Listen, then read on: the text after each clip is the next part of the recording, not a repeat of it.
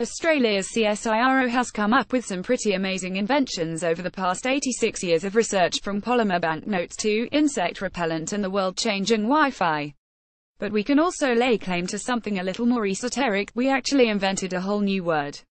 And no, we're not talking about one of these newfangled internet words like YOLO, selfie or totes. The word is petrichor, and it's used to describe the distinct scent of rain in the air. Or, to be more precise, it's the name of an oil that's released from the earth into the air before rain begins to fall. This heady smell of oncoming wet weather is something most Australians would be familiar with. In fact, some scientists now suggest that humans inherited an affection for the smell from ancestors who relied on rainy weather for their survival. Origins. Even the word itself has ancient origins. It's derived from the Greek petra stone and ichor, which, in Greek mythology, is the ethereal blood of the gods. But the story behind its scientific discovery is a lesser-known tale. So, how is it that we came to find this heavenly blood in the stone? Nature of argillaceous odor might be a mouthful, but this was the name of the paper, published in the Nature Journal of March 7, 1964, by CSIRO scientists Isabel Joybert and Richard Thomas, that first described petrichor.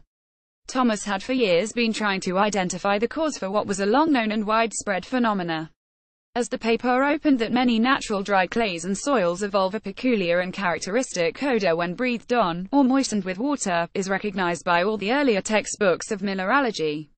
Was it something in the soil that gave rise to the smell? Flick Georgie Sharp, CCBYNC. The odor was particularly prevalent in arid regions and was widely recognized and associated with the first rains after a period of drought. The paper went on to say there is some evidence that drought-stricken cattle respond in a restless manner to this smell of rain. The smell had actually been described already by a small perfumery industry operating out of India, which had successfully captured and absorbed the scent in sandalwood oil. They called it Matti Ka Attar, or earth perfume. But its source was still unknown to science. Joy and Richard, working at what was then our Division of Mineral Chemistry in Melbourne, were determined to identify and describe its origin.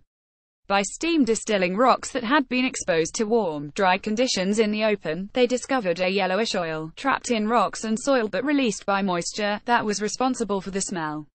The diverse nature of the host materials has led us to propose the name petrichor for this apparently unique odor, which can be regarded as an ichor, a tenuous essence derived from rock or stone.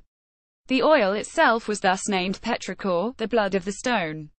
Bring on the humidity. The smell itself comes about when increased humidity, a precursor to rain, fills the pores of stones, rocks, soil, etc. with tiny amounts of water.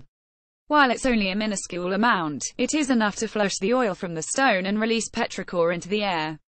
This is further accelerated when actual rain arrives and makes contact with the earth, spreading the scent into the wind. According to the Nature paper, in general, materials in which silica or various metallic silicates predominated were outstanding in their capacity to yield the odor. It was also noted that the odor could be obtained from freshly ignited materials rich in iron oxide, with or without silica.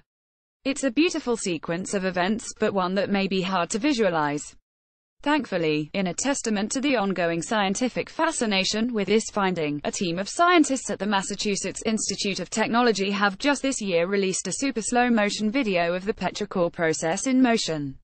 Using high-speed cameras, the researchers observed that when a raindrop hits a porous surface, it traps tiny air bubbles at the point of contact. As in a glass of champagne, the bubbles then shoot upward, ultimately bursting from the drop in a fizz of aerosols. The team was also able to predict the amount of aerosols released based on the velocity of the raindrop and the permeability of the contact surface, which may explain how certain soil-based diseases spread. Lasting legacy. There's a small body of research and literature on petrichor that's fascinating in its own right, including Thomas and Bear's subsequent paper Petrichor in Plant Growth, a year after they first named the smell. So what happened to Joybert and Richard Thomas? Richard Thomas with Joybert studying petrichor, date unknown. CSIRO author provided Richard had actually retired from CSIRO in 1961 when he was first chief of the Division of Minerals Chemistry. He died in 1974, aged 73. Joy, aged 88, a true innovator and pioneer in her field, retired from CSIRO only in January this year, after a career spanning more than 70 years.